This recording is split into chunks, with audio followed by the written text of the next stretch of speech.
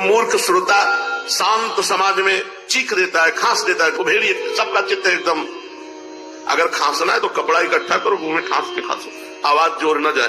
कोई ऐसे लेते, वो तो कई बार कह चुके, इसलिए ऐसे खांसते हैं कि जैसे उनका पर्सनल बाथरूम हो। सत्संग हाल है, हजारों लोग बैठे हुए हैं, बहुत वो डराने वाली गर्जना। वैसे ही मूर्ख श्रोताओं को उद्युक्त करने की चेष्टा, बीच बीच में जोर से बोल उठना नहीं। अगर ऐसा करता है तो वो ब्रिक श्रोता कहलाता है। अब भुरुंड, ये हिमालय के शिखर पर एक भुरुंड जाति का पक्षी होता है, वो जैसा सुनेगा वैसा ही बोलेगा, किंतु कभी लाभ नहीं उठाएगा। ऐसे ही जो भुरुंड जाति के श्रोता होते हैं तो वो वक्ता की बात सुनते हैं और दूसरों को जाकर अपनी छाप लगा के सुनाते हैं, मानो बहुत ज्ञानी हो, और एक शब्द का लाभ नहीं लेंगे, वो केवल सुना दिया। वो भुरुंड जाति के श्रोता है। और वृष कहते हैं बैल को, जैसे बैल के सामने चाहे अंगूर डालो चाहे कड़वी खली भूसा डालो, उसे कोई मतलब नहीं, उसको खाने से मतलब है। ये बैल जाति के श्रोता है। बैल कुछ भी नहीं पकड़ पाए, बैल की तरह बैठे रहे, सभी बातें सार कोई मतलब नहीं, उनकी बुद्धि अंधी होती है, असमर्थ होते हैं, ऐसे श्रोता वृष कहलाते हैं। और ऊंट श्रोता उष्ट, ये ऊंट आम नहीं खाता, नीम की पत्ती, बबूल के कांटे, बबूल ये उसको अच्छे लगते हैं। वो भगवान की कथा नहीं सुनेगा, वो बैठ करके दोष दर्शन करेगा। कथावाचक की हरकत, श्रोताओं की हरकत कोई खास तो नहीं था, जब निकलेगा तो निंदा ही करेगा। वो केवल वहां देखने जाते हैं कि आखिरकार राग रंग है क्या, और अपनी दृष्टि से वहां के दोष जो है ना होने पर भी दोषारोपण करके वो उनका वर्णन करते हैं। वो बबूल के कांटे चबाने वाले उष्ट के समान। और संसारी बातों को बड़ी एकाग्रता से सुनेंगे, कभी भी पूछ लो। ऐसे थोड़े भेद यहां बताए गए, वैसे तो और भी बहुत हैं, जैसे भ्रमर, गधा, ऐसे भी है भेद श्रोता के। श्रोताओं के आचार विचार से परख लेना चाहिए कि ये चातक है कि गधा है। जो वक्ता के सामने पहले वक्ता को विधिवत प्रणाम करे, कोई अन्य संसारिक चिंतन न करे, अपने कानों को खुला रखकर केवल भगवान की कथा सुनने की इच्छा रखकर, नम्र होकर हाथ जोड़कर शिष्य भाव से बैठे, और भारी श्रद्धा भारी विश्वास, और जो कुछ कहा जा रहा है उसे श्रद्धा विश्वास के साथ सुनकर बराबर चिंतन करता है। जो बात समझ में ना आए उसे पवित्र भाव से समय मिलने पर श्री कृष्ण के भक्तों से पूछे, उनके भक्तों से प्रेम करे, ऐसे श्रोता को वक्ता लोग उत्तम श्रोता कहते हैं। अब वक्ता के लक्षण, श्रोता के तो अब वक्ता के लक्षण, जिसका मन सदा भगवान में लगा रहे, जिसे किसी भी तरह की वस्तु की चाह न हो, जो सबका सुहृद हो, दीनों पर दया करने वाला हो तथा अनेकों युक्तियों से तत्व का बोध करा देने में चतुर हो, उसी वक्ता का मुनि लोग भी सम्मान करते। सर्वश्रेष्ठ वक्ता वही है जो लेना न देना मगन रहना, केवल भगवान की चर्चा, भगवान की प्रसन्नता के लिए और भगवान की प्राप्ति हो सबको, इस भाव से। विप्रगण, अब मैं भारतवर्ष की भूमि पर श्रीमद् भागवत कथा का सेवन करने के लिए जो आवश्यक विधि है उसे बतलाता हूं, आप उसे सुने। इस विधि के पालन से श्रोता की सुख परंपरा का विस्तार होता है। श्रीमद् भागवत का सेवन 4 प्रकार से होता है, सात्विक, राजस, तामस और निर्गुण। जिसमें यज्ञ की वहां की तैयारी की गई हो, बहुत सी पूजा सामग्रियों के कारण जो अत्यंत शोभा संपन्न दिखाई दे रहा हो, बड़े ही परिश्रम से, बड़ी उतावली के साथ 7 दिनों में ही जिसकी समाप्ति की जाए, वह प्रसन्नता पूर्वक किया हुआ श्रीमद् भागवत का सेवन राजसिक सेवन है। 1 या 2 महीने में धीरे धीरे कथा के रस का आस्वादन करते हुए बिना परिश्रम के जो श्रवण होता है, वो पूर्ण आनंद बढ़ाने वाला सत्वगुणी सेवन है। और तामसिक सेवन वो है जो कभी भूल से छोड़ दिया गया, याद आने पर आरंभ कर दिया गया, और आलस्य, प्रमाद, श्रद्धा के साथ बहुत दिनों में, वो तामसिक सेवन है। और जब वर्ष, महीना और दिनों का नियम न हो, वर्ष, महीना और दिनों का नियम आग्रह छोड़कर प्रेम पूर्वक भगवान की चर्चा की जाए, वो निर्गुण कथा मानी जाती है। सतोगुण, रजोगुण, तमोगुण और तीनों से परे निर्गुण कथा। कोई तिथि, तारीख, नियम, ग्रहण जब तक चल रही तब तक पूरा। राजा परीक्षित और सुखदेव के संवाद में जो भागवत का सेवन हुआ था वो निर्गुण ही बताया गया है। उसमें जो 7 दिनों की बात आती है वो राजा की आयु के बचे हुए दिनों की संख्या के अनुसार है, सप्ताह कथा का नियम करने के लिए नहीं। भारतवर्ष के अतिरिक्त स्थान अन्य स्थानों में भी सात्विक, राजस और तामस अथवा निर्गुण सेवन अपनी रुचि के अनुसार करना चाहिए। तात्पर्य यह है कि जिस किसी प्रकार भी हो सके श्रीमद् भागवत का सेवन, उसका श्रवण करना ही चाहिए। जो केवल श्री कृष्ण की लीलाओं के ही श्रवण, कीर्तन एवं रसास्वादन के लिए लालायित रहते हैं, मोक्ष की भी इच्छा नहीं रखते, उनका तो श्रीमद् भागवत ही धन है। तथा जो संसार के दुखों से घबराकर अपनी मुक्ति चाहते हैं, उनके लिए भी यही इस भवरोग की औषधि है। अतः इस कलिकाल में इसका प्रयत्न पूर्वक सेवन करना चाहिए। इनके अतिरिक्त जो लोग विषयों में ही रमण करने वाले हैं, सांसारिक सुखों को ही जिन्होंने सदा ही चाह की है, उनके लिए भी इस कलयुग में सामर्थ्य, धन और विधि विधान का ज्ञान न होने के कारण कर्म मार्ग से मिलने वाली सिद्धि अत्यंत दुर्लभ हो गई है। ऐसी दशा में उन्हें भी सब प्रकार से अभी श्रीमद् भागवत कथा का ही सेवन करना चाहिए। ये श्रीमद् भागवत की कथा धन, पुत्र, स्त्री, हाथी, घोड़े आदि वाहन, यश, मकान और निष्कंटक राज्य भी दे सकती है।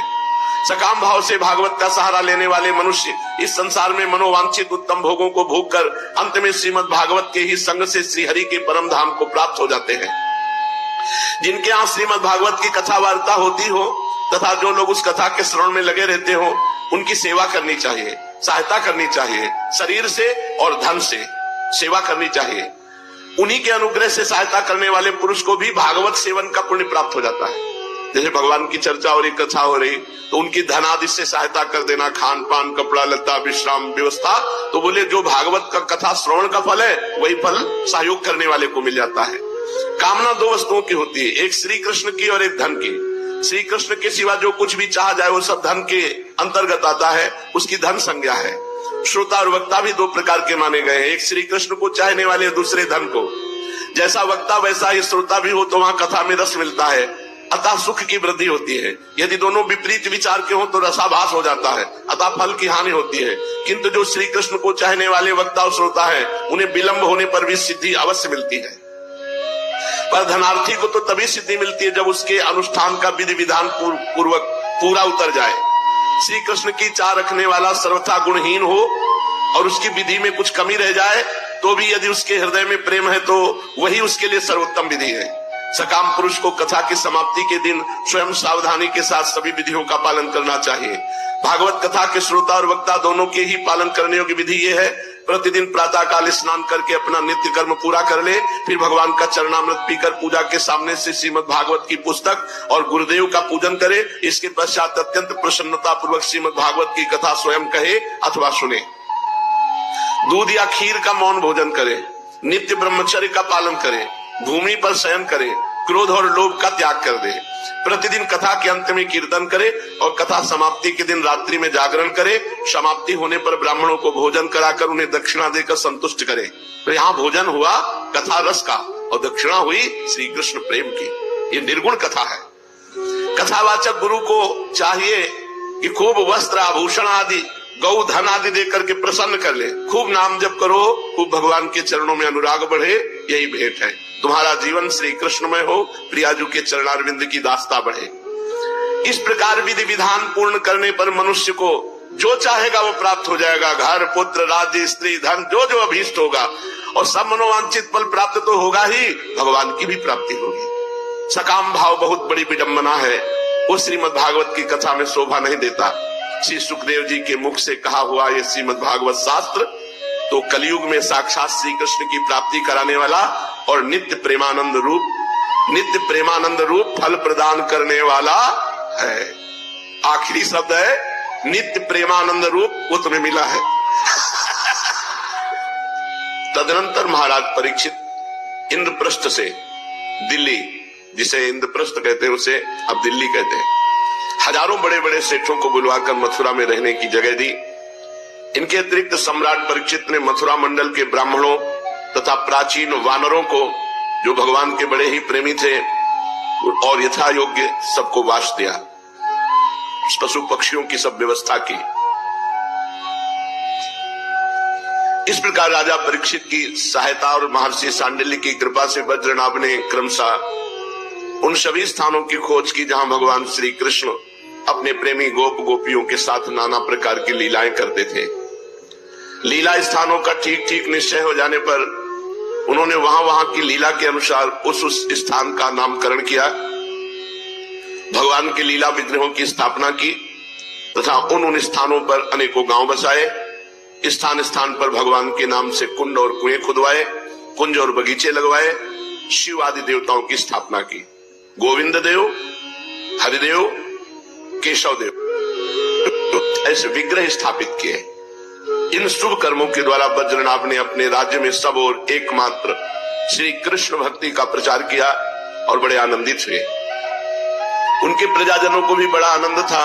वे सदा भगवान के मधुर नाम और लीलाओं के कीर्तन में संलग्न हो परमानंद के समुद्र में डूबे रहते थे और सदा ही वज्रनाभ के राज्य की प्रशंसा किया करते थे। एक दिन भगवान श्री कृष्ण की विरह वेदना से व्याकुल जो भगवान की 16,000 रानियां थी, जो प्रधान 8 रानियां थी, वो तो तत्काल प्राण त्याग दिए। यही सुना भगवान अंतर्ध्यान हो गए, तो जो अष्टपट रानियां थी वो तत्काल अंतर्ध्यान हो गई। कोई अग्नि में प्रवेश कर गया, किसी के प्राण छूट गए।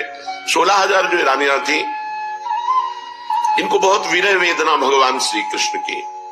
अपने प्रीतम पतिदेव की चतुर्थ पटरानी कालिंदी यमुना जी को देखा कि आनंदित रहती हैं, तो सरल भाव से उनसे पूछा। उनके मन में सौतिया डाह का लेश मात्र भी नहीं था। श्री कृष्ण की रानियों ने कहा, बहन कालिंदी, जैसे हम सब श्री कृष्ण की धर्म पत्नी हैं, वैसे ही तुम भी तो हो। हम तो उनकी विरहाग्नि में जली जा रही हैं, उनके वियोग दुख से हमारा हृदय व्यथित हो रहा है, किंतु तुम्हारी यह स्थिति नहीं है। तुम प्रसन्न हो, इसका कारण क्या है? कल्याणी, कुछ तो बताओ सही। उनका प्रश्न सुनकर यमुना जी हंस पड़ी। साथ ही ये सोचकर कि मेरे प्रीतम की पत्नी होने के कारण ये भी मेरी ही बहनें हैं, पिघल गई। उनका हृदय दया से द्रवित हो उठा, अतः वे इस प्रकार कहने लगी। यमुना जी ने कहा, अपनी आत्मा में ही रमण करने के कारण भगवान श्री कृष्ण आत्मा राम है और भगवान श्री कृष्ण की आत्मा है श्री राधा जी। मैं राधा दासी की पदवी प्राप्त कर चुकी हूं। दासी की भांति मैं राधा जी की सेवा करती रहती हूं और उनकी सेवा का ही प्रभाव है कि विरह हमारा स्पर्श नहीं कर पाता। भगवान श्री कृष्ण की जितनी भी रानियां हैं, सब के सब श्री राधा जी के ही अंश का विस्तार है। भगवान श्री कृष्ण और राधा सदा एक दूसरे के सम्मुख रहते हैं, उनका परस्पर नित्य संयोग है।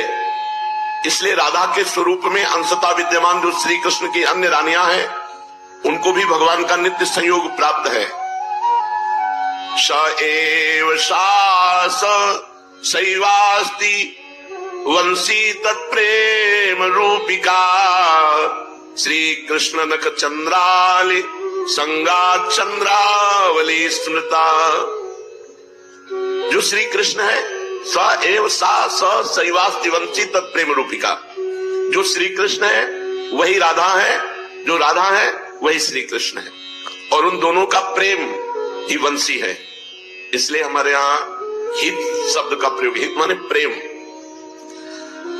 राधा की प्यारी सखी श्री कृष्ण चरणों के नख रूपी चंद्रमाओं की सेवा में आसक्त रहने के कारण ही चंद्रावली नाम से कही जाती है। श्री राधा और श्री कृष्ण की सेवा में उसकी बड़ी लालसा, बड़ी लगन है, इसीलिए वो कोई दूसरा स्वरूप धारण नहीं करती। मैंने यही श्री राधा में ही रुक्मिणी आदि का समावेश देखा है। सब समा गई किशोरी जू में रुक्मिणी आदि। तुम लोगों का भी सर्वांश में श्री कृष्ण के साथ वियोग नहीं हुआ, किंतु तुम इस रहस्य को इस रूप में जानते नहीं हो, इसलिए इतने व्याकुल हो रही हो। इसी प्रकार पहले भी जब अक्रूर श्री कृष्ण को नंदगांव से मथुरा ले आए थे, उस अवसर पर जो गोपियों को श्री कृष्ण से विरह की प्रतीति हुई थी, वो भी वास्तविक विरह नहीं, केवल विरह का आभास था। इस बात को जब तक वे नहीं जानती थी, तब तक उन्हें बड़ा कष्ट था। फिर जब उद्धव जी ने आकर उनका समाधान किया, तब इस बात को समझ सकी। यदि तुम्हें भी उद्धव जी का सत्संग प्राप्त हो जाए, तो तुम सब भी अपने प्रीतम श्री कृष्ण के साथ नित्य विहार सुख का अनुभव करेंगी, नित्य विहार सुख को प्राप्त कर लेंगी। सूत जी कहते, ऋषिगणों, जब यमुना जी ने इस प्रकार समझाया, तब श्री कृष्ण की पत्नियां सदा प्रसन्न रहने वाली यमुना जी से पुनः बोली। उस समय उनके हृदय में इस बात की बड़ी लालसा थी कि किसी उपाय से उद्धव जी का दर्शन हो जाए, जिससे हमें अपने प्रीतम के नित्य संयोग का सौभाग्य प्राप्त हो सके। श्री कृष्ण पत्नियों ने कहा, सखी यमुना जी, तुम्हारा ही जीवन धन्य है, क्योंकि तुम्हें कभी भी अपने प्राणनाथ के वियोग का दुख नहीं भोगना पड़ता। जिन श्री राधिका जी की कृपा से तुम्हारे अभीष्ट अर्थ की सिद्धि हुई है, उनकी हम सब लोग दासी हुई, किंतु तुम अभी कह चुकी हो कि उद्धव जी के मिलने पर ही हमारे सभी मनोरथ पूर्ण होंगे। इसलिए कालिंदी जी, अब ऐसा कोई उपाय बताओ जिससे उद्धव जी भी शीघ्र ही मिल जाएं। सूत जी कहते हैं, शौनकादि ऋषियों, श्री कृष्ण की रानियों ने जब यमुना जी से इस प्रकार कहा, तब वे भगवान श्री कृष्णचंद्र की 16 कलाओं का चिंतन करती हुई उनसे कहने लगी। यमुना जी ने कहा कि जब भगवान श्री कृष्ण अपने परम धाम को पधारने लगे, तब उन्होंने अपने मंत्री उद्धव से कहा, उद्धव, साधना करने की भूमि है बद्रिकाश्रम, अतः अपनी साधना पूर्ण करने के लिए तुम बद्रिकाश्रम जाओ। भगवान की आज्ञा के अनुसार उद्धव जी इस समय अपने साक्षात स्वरूप से बद्रिकाश्रम में विराजमान हैं और वहां जाने वाले जिज्ञासु लोगों को भगवान के बताए हुए ज्ञान का उपदेश करते रहते हैं। और साधना की फल भूमि है ब्रजभूमि, साधना की भूमि है बद्रिकाश्रम और साधना के फल की भूमि है ये ब्रजभूमि, और रस भूमि है वृंदावन। बड़ी कृपा हुई, बड़ी कृपा हुई। साधना में नहीं भेजा, साधना के फल रस भूमि में भेज दिया। इसके रहस्यों सहित भगवान ने पहले ही उद्धव को समझा दिया था, किंतु वह फल भूमि यहां से भगवान के अंतर्धान होने के साथ ही स्थूल दृष्टि से परे जा चुकी है। इसलिए इस समय यहां उद्धव प्रत्यक्ष दिखाई नहीं पड़ेंगे। फिर भी एक स्थान है जहां उद्धव जी का दर्शन हो सकता है। गोवर्धन पर्वत के निकट भगवान की लीला सहचरी गोपियों की विहार स्थली है। वहां की लता, अंकुर और बेलों के रूप में अवश्य उद्धव जी वहीं निवास करते हैं। लताओं के रूप में उनके रहने का यही उद्देश्य है कि भगवान की प्रीतमा गोपियों की चरण रज उन पर पड़ती रहे। उद्धव जी के संबंध में एक निश्चित बात ये